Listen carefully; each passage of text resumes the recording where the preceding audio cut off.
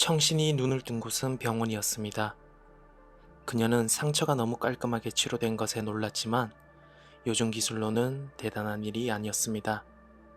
현대 의료 기술은 뇌가 손상되지 않는 한 대부분의 치명적인 상처와 질병을 다 치료할 수 있었습니다. 그리고 이제 청신은 전 세계에서 가장 유명한 사람 중 한 명이 되어 있었습니다. DX3906의 주인이라는 사실, 전 세계에서 가장 부유한 사람 중 한 명이라는 사실, 그리고 잊혀진 과거의 우아함과 아름다움을 간직한 유일한 여성이라는 점이 그녀를 그렇게 만들었습니다. 그리고 이제 그녀는 이 시대의 남자와 여자를 어느 정도 구분할 수 있을 만큼 적응했습니다. 그녀는 요즘 들어 부쩍 이 세계가 사랑스러워졌습니다.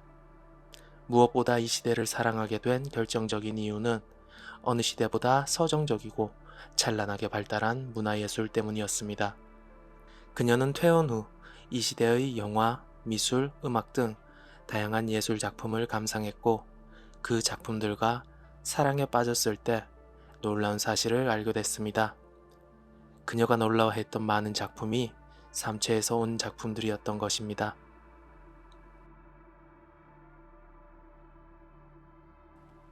위협의 세기가 시작되고 인문학과 예술계에선 문화 반사라는 현상이 전 영역에 걸쳐 일어났습니다. 인류의 문화가 지자를 통해 삼체로 전달되어 그들에게 빠르게 흡수되었습니다. 이는 창작자인 인류마저도 넘어서는 수준으로 발전되었고 이렇게 성장한 삼체의 문화가 다시 지구로 전파되어 문화 반사라는 거대한 물결을 이루게 됐습니다.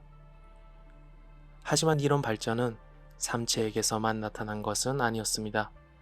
비록 위협의 세기 이전 삼체의 문화가 비루했지만 과학 분야에선 그 방향이 완전히 반대였습니다. 우선 지자에 의해 막혀있던 물리학의 장벽이 풀리면서 삼체의 과학 지식이 인류에게 방대하게 전파됐습니다. 결국 인류는 유엔과 함대 세계에 버금가는 기관, 세계과학원을 만들게 되었습니다. 삼체에서 온 지식은 수학, 물리학, 우주학, 생물학 등 과학 전반에 걸쳐 있었습니다.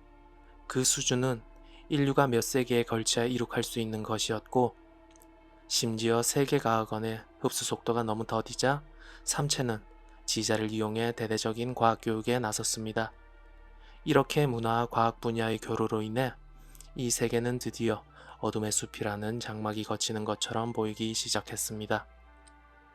위협의 시대가 시작된 이후 태어난 인류는 지자라는 단어를 들으면 동아시아의 미를 뿜어내는 한 아리따운 여성을 떠올리게 됐습니다. 러지에 의해 삼체의 무장이 해제된 후 삼체인들은 그들을 대신해 여성형 생체 안드로이드인 지자를 지구로 파견했습니다. 지자는 이제 삼체인의 대변인이자 지구 주재 대사의 대명사로 인식되고 있었습니다. 청신이 태어난 날 지자는 그녀를 자신의 집으로 초대했습니다. 처음 청신이 지자를 보고 느낀 것은 그녀의 외형이 완벽한 인간이라는 것이었습니다. 그보다 놀라웠던 것은 그녀의 미모가 이미 유전자 조작과 의학의 발달에 힘입은 이 시대의 인류의 미모를 아득히 초월할 만큼 완벽에 가까웠다는 점입니다. 뿐만 아니라 지자의 말투와 행동에서 마치 과거 해이한 시대 영주의 딸 히메기미가 떠오를 만큼 우아하면서도 그 시대의 품격이 그녀에게서 배어나오고 있었습니다. 지자의 단아하고 품위 있는 인사를 받으며 집으로 들어온 청신과 AA는 그녀가 대접해주는 차를 마시며 무겁지도 가볍지도 않은 얘기를 나눴습니다. 대화의 막바지에 지자는 청신에게 다소 의미심장한 말을 전했습니다. 남성성이 사라진 이 세상은 예전보다 아름다워진 만큼 더 연약해진 것 같아요. 청신님이 이 세상을 따뜻하게 보듬어 준다면 감사할 것 같아요.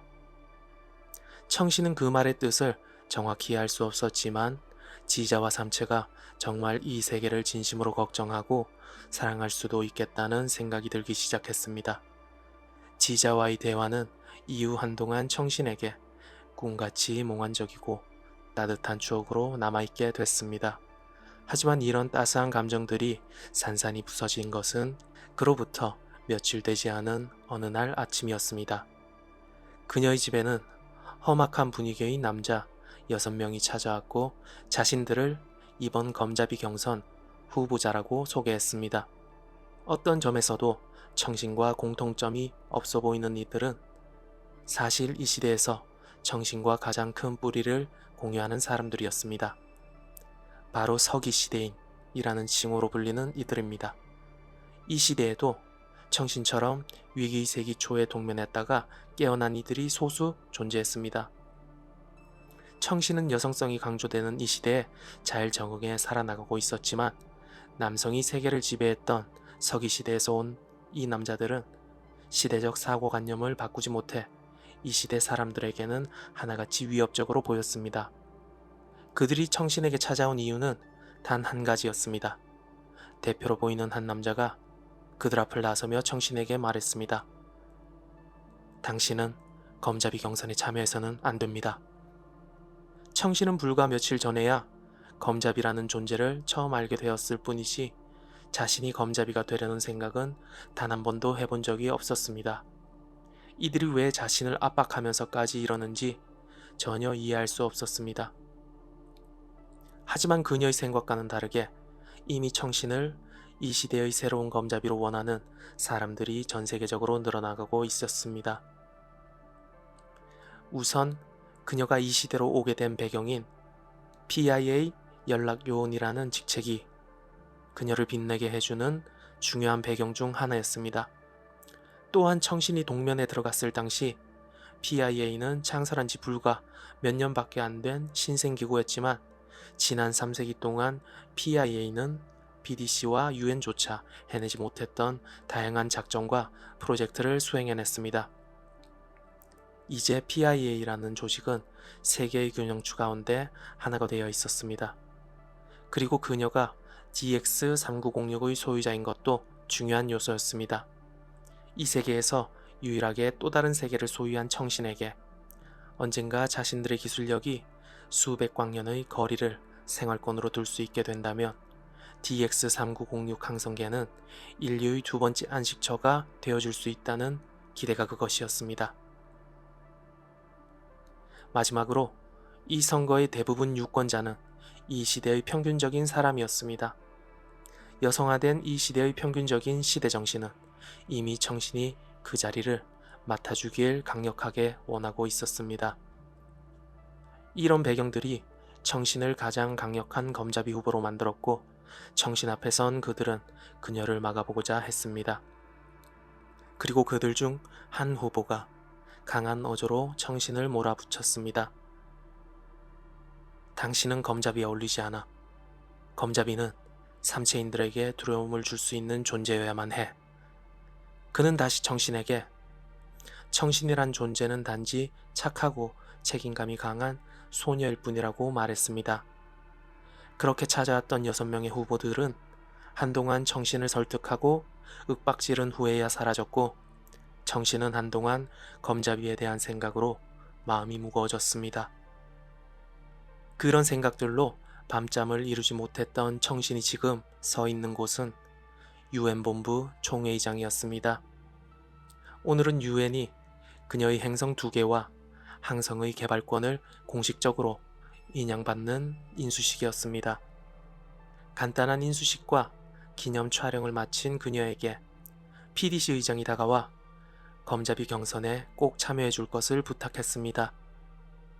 의장의 그 말에 더욱 마음이 무거워진 청신은 UN 본부 건물을 다급히 걸어 나왔고 정문을 나오던 그녀가 마주친 광경은 그녀를 더욱 이 시대의 균형추로 내몰았습니다.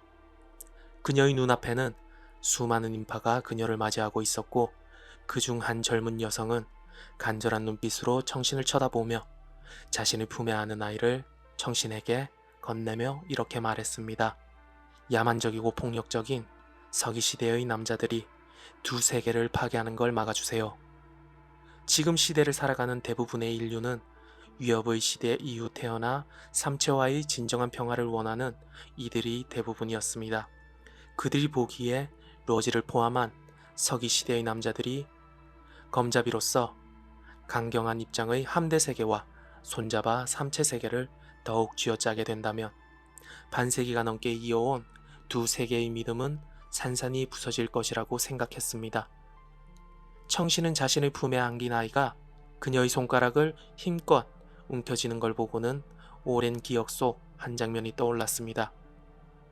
그녀의 부모는 청신이 어릴 적 이런 말을 했습니다. 넌 주온 아이야. 우리들도 어릴 적 한 번쯤은 부모님에게 들었던 말들입니다. 하지만 청신의 부모님이 한 말은 온전한 진실이었습니다. 하지만 청신의 부모님은 그녀가 한 번도 부족함을 느낀 적이 없을 만큼 사랑으로 그녀를 대해주었습니다. 그리고 그녀가 BIA 연락관으로 지정된 후 마지막으로 부모님과 만난 후 헤어지는 순간 어머니가 그녀에게 이렇게 말했습니다. 우리 셋은 지금까지 사랑으로 왔단다. 270년이란 세월도 그녀가 받았던 사랑을 퇴색시킬 순 없었습니다. 그리고 그녀는 드디어 그 사랑에 보답하는 일이 무엇인지 품에 안긴 아이를 보며 깨닫게 됐습니다. 그리고 그 보답의 말을 자신의 앞에 모여있는 이들에게 말했습니다.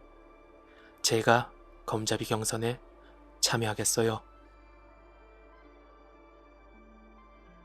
그래비티오는 오르트 구름박 지구와 1.2광년 떨어진 이곳에서 드디어 50년간의 추격작전의 마무리 단계에 돌입할 수 있게 되었습니다. 아직 함선의 선미에 있는 유리창을 통해 블루 스페이스호의 모습은 보이지 않았지만 이제 그들과의 거리는 겨우 3천문 단위만이 남았습니다. 그건 항성급 우주전함에게 있어서는 지척이나 다름없는 거리였습니다. 그래비티오의 작전 성공이 눈앞이었지만 그 과정이 결코 순탄치는 않았습니다. 우주를 항해하는 함대는 자동차처럼 쉽게 가속과 감속을 할 수 없었습니다. 이는 감속과 가속 모두에 막대한 연료가 소비되기 때문이었습니다. 지구로 귀환하기 위해서는 전체 연료 탱크의 25%만으로 블루 스페이스호를 추격해야 하는 상황이었습니다. 그래서 지난 50년간은 그래비티오와 블루 스페이스호 항해사 간의 복잡하고 기나긴 가속과 감속 게임의 연속이었습니다. 그리고 1년 전 예상치 못하게 지자가 우주의 사각지대로 진입해버리면서 지구와의 양자통신 채널이 끊어지는 일이 발생했습니다. 양자통신을 위해서는 양자얽힘이 지속되어야 하는데 이렇게 한번 끊긴 얽힘 상태는 일회성으로 복구가 되는 게 불가능한 상황이었습니다. 어쩔 수 없이 그 후로는 실시간 통신 대신 전파 통신과 중성자 미자 통신을 사용할 수밖에 없었습니다. 그래서 그래비티오와 물방울들은 지구와 통신하기 위해 2.6년이나 걸리게 된 상황이었습니다. 그렇다고 이 추격전이 블루 스페이스호에게 유리한 상황은 아니었습니다. 최악의 경우 그래비티오의 연료 소모량이 한계치인 25%에 도달하게 되더라도 그래비티오의 호위를 막고 있는 물방울을 통한 협박이나 파괴라는 최후의 수단이 남아 있었기 때문입니다. 위기의 세기 초 삼체는 지구에 2대의 지자를 보냈고 이후에도 지속적으로 지자를 추가 생산했습니다.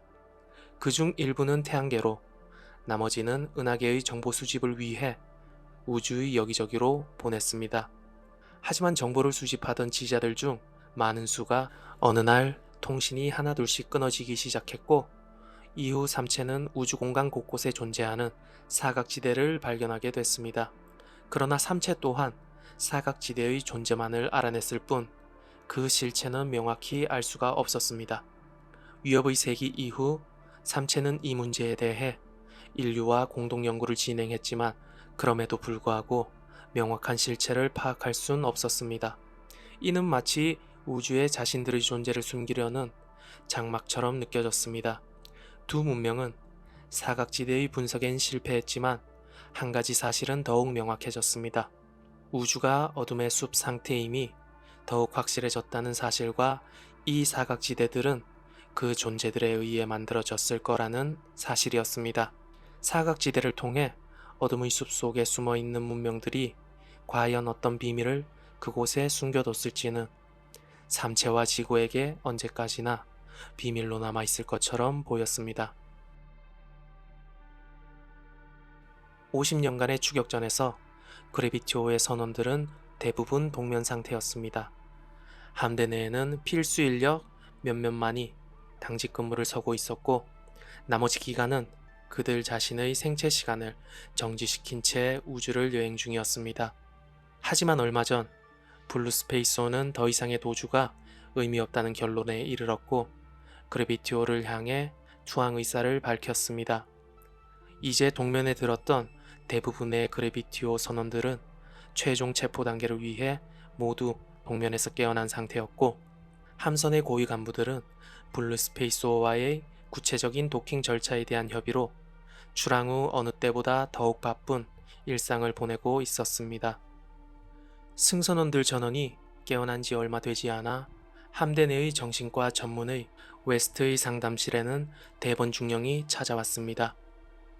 그는 자신이 최근 환각을 보는 것 같다고 그에게 털어놨습니다. 그런데 그 내용이 심상치 않았습니다. 대본 중령이 환각을 통해 그래비티오 내에서 한 인물을 보게 됐는데, 그는 바로 블루스페이스호에 탑승하고 있는 박의군 소령이란 인물이었습니다. 사실 대본 중령은 함대의 헌병부대 관리자로 최종 체포 단계에서 블루스페이스호의 선원들을 관리하게 될 인물이었습니다. 이런 상황을 알고 있던 웨스트는 그가 이제 곧 시작될 체포작전에 대한 스트레스로 인해 일시적으로 이런 증상을 겪고 있다고 분석했고, 간단한 처방과 함께 상담을 종료했습니다. 하지만 웨스트는 자신이 대본 중령을 너무 나약하게 판단한 것을 전혀 몰랐습니다. 대본 중령은 약 한 세기 전 삼체의 물방울에 의한 함대 전멸 사건 당시 생존자였습니다. 그는 소형 탈출선을 통해 함선을 탈출했고, 홀로 약 2달간 해왕성 궤도를 표류하다가 극적으로 구조됐습니다. 일반인으로서는 상상도 할 수 없는 이런 극단적인 상황에서도 대본 중령은 구조 순간까지 이성을 철저하게 유지했습니다. 그런 그가 고작 죄수 체포에 대한 스트레스로 환각을 본다는 건 말이 안 되는 것 같았습니다. 하지만 대본은 이런 생각들을 속으로 삼켰고, 그렇게 상담실을 나왔습니다. 이반은 지금 함대 내 생활관에 파이프관이 터졌다는 연락을 받고 긴급하게 수리를 위해 그곳에 도착했습니다. 그렇게 파이프의 파손 부위를 관찰하던 이반은 믿을 수 없다는 듯한 표정을 지으며 나지막히 말했습니다. 이건 미소유성체 파편인데 왜 생활관에 이게 있을 수 있지? 미소유성체는 말 그대로 자갈이나 돌멩이만한 소형 유성을 의미했습니다. 가끔 우주선 외벽이 파손될 때 이들이 주범이 되곤 하지만 이는 어디까지나 외벽의 파손일 경우에만입니다. 함선의 내벽과 외벽 사이에는 수많은 보호 격벽이 있어서 미소유성체가 함대 내부에서 발견된다는 것은 있을 수 없는 일이었습니다. 만에 하나 그것들이 모든 외벽을 뚫었다고 해도 지금 이반이 있는 생활관 외벽에는 파손 흔적이 전혀 없었습니다. 이반 옆에서 이 상황을 지켜보던 아이크 중이가 혼잣말로 중얼거렸습니다. 귀신이 고칼 노릇이군. 그가 이렇게 말한 이유는 이반의 상황 때문이 아니었고, 몇 시간 전 자신이 겪었던 일이 머릿속을 가득 채우고 있었기 때문입니다. 몇 시간 전 아이크는 자신의 눈앞에 놓인 광경을 보고 이게 꿈이라고 확신했습니다. 지금 그의 눈앞에는 평소 마음에 두고 있던 베라 중이가 목욕을 마친 모습으로 물기를 말리고 있었습니다. 물론 그녀가 그의 방에 있다는 뜻은 아니었습니다. 그의 방 한 구석에 그녀의 방 일부가 깨끗이 오려낸 듯 덩그러니 놓여 있었기 때문입니다. 그렇게 넋을 놓고 베라를 한참 쳐다보고 있었지만 그녀는 자신이 관찰당하고 있다는 걸 모르는 듯 자신의 일상을 이어갔습니다. 아이크는 자신이 요즘 스트레스를 너무 많이 받은 것 같다고 생각했고, 아무 일 없다는 듯 그 자리에 누워 30분의 알람을 맞추고 눈을 감았습니다. 30분 뒤 알람이 울리고 눈을 뜬 그는 도려낸 베라의 방이 더 큰 덩어리로 도려진 채 자신의 눈앞에 놓여 있는 것을 목격하고 말았습니다. 다시 곰곰이 생각에 잠긴 아이크는 이번에는 2시간의 알람을 맞추고 또다시 잠을 청하게 됐습니다. 그리고 마침내 눈을 떴을 때 그 모든 상황들은 정상적으로 돌아와 있었습니다. 이런 아이크의 환각도 류 샤오밍 중사가 얼마 전 봤던 현상에 비하면 평범하게 느껴지는 것 같았습니다. 류 중사는 그래비티오의 외부 결함 유지 보수를 위해 소형 비행선을 타고 함선 외부를 샅샅이 살피고 있었습니다. 거대한 함선의 선수를 시작으로 2시간 후 선미 쪽에 다다랐고 그 순간 그는 외우주를 처음 봤던 예전의 어떤 순간만큼 소름이 끼쳤습니다. 함선 후미 쪽 5분의 1에 해당하는 선미 전체가 예리한 날에 베인 듯 깔끔하게 도려져 있었던 것입니다. 함선의 손미 쪽에는 핵융합 엔진과 생명유지시설 등이 위치해 있었기에 그는 즉시 긴급보고를 하려 했습니다.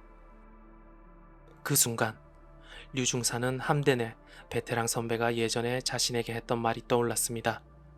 우주에 오래 있다 보면 사람의 감각이 어느샌가 방향을 잃고 표류할 때가 있어. 이때는 즉시 상황을 판단하지 말고 눈을 감은 뒤 100을 세고 다시 눈을 떠 상황을 판단해. 류 중사는 현 상황이 위급한 만큼 그 시간을 적당히 10초로 변경했고 10초 후 눈을 다시 뜬 그는 안도의 한숨을 내쉬며 긴급 보고를 하지 않아도 되는 것에 감사를 느꼈습니다. 그래비티오의 정신과 의사 웨스트는 지금 관이판과 함께 함선의 중앙광장을 거닐며 산책하고 있었습니다. 관이판은 이번 추격 작전과는 무관한 우주학자로 외우주를 관찰할 절호의 기회를 놓치기 싫어 이번 작전의 동승자로 온 인물입니다. 웨스트의 분석에 따르면 그는 현재 심한 폐쇄공포증을 앓고 있었으며 이 산책 역시 상담의 일환이었습니다. 발걸음이 닿는 대로 걸음을 이어가던 웨스트와 관이판은 어느새 선수 쪽에 도달하게 됐습니다.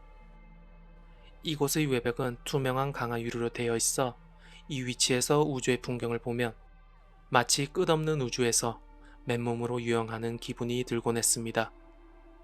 항상 연구에 몰두해 골방 같은 생활관에 갇혀있던 관이판에게 이런 탁 트인 우주를 보여준다면 그가 앓고 있는 공포증도 쉽게 치료될 것이라 생각한 웨스트의 의도였습니다. 하지만 야속하게도 관이판은 웨스트의 의도를 모르는 듯 그에게 말했습니다. 저에겐 골방처럼 이 우주 역시 너무 좁습니다. 차라리 꿈속에 그 드넓은 곳들을 보지 못했다면 이 세계가 이렇게 답답한 곳이란 걸 평생 모르고 지낼 수 있었을 텐데. 이후 웨스트는 대화를 통해 그가 본 풍경에 대해 자세히 물어봤지만 관이판은 그 풍경들이 언어로 표현할 수 없을 만큼 무한한 공간이었다는 아리송한 답변만을 내놓았습니다. 이런 의문스러운 대화 이후 그들의 대화는 좀 더 가벼운 주제로 넘어갔습니다. 관이판은 자신과 웨스트가 똑같이 환자를 연구하는 사람들이라고 표현했습니다. 웨스트는 우주학자가 왜 환자를 관찰하는 의사인 자신과 동일하다고 생각하는지 물었습니다. 그리고 관이판이 이렇게 대답했습니다. 이 우주는 140억 년에 걸쳐 반경 960억 광년의 크기로 팽창해왔고 앞으로 그 속도는 점점 빨라질 거예요. 그 속도는 이미 빛의 속도를 아득히 넘어서 빛이 우주 구석구석을 돌아다니는 일은 우주가 소멸될 때까지 일어나지 않을 겁니다. 이건 마치 전신에 신경과 혈액이 미치지 못하는 전신마비 환자와 같은 상태죠. 그래서 우주학자인 내가 환자 상태인 우주를 관찰하고 연구하는 행위가 의사인 당신과 같다는 뜻입니다. 그리고 관이판은 이어서 말했습니다. 이 우주에서 광속은 너무 느려 터져서 광속 혹은 이 우주 자체가 신의 불량품이 아닐까 생각해 왔습니다. 오랜 기간 외우주를 탐험하며 느낀 우주의 불합리함 때문에 이제 더는 이 우주의 매력을 느낄 수 없게 되었습니다. 그는 한탄하듯 웨스트에게 말을 건넸습니다. 우리의 우주는 그저 팽창하는 시체일 뿐이에요. 더는 시체를 보고 싶지 않아요. 이제 그저 집으로 돌아가고 싶은 마음만이 남았을 뿐입니다.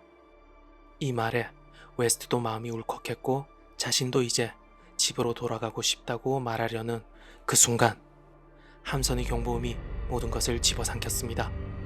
그들의 주위로 전투 태세를 다급하게 갖추는 선원들이 각자의 위치로 뛰쳐가며 소리쳤습니다. 함대를 향해 물방울이 전투 태세로 급가속 중입니다. 한 대는 블루 스페이스호로 나머지 한 대는 우리를 향하고 있어요.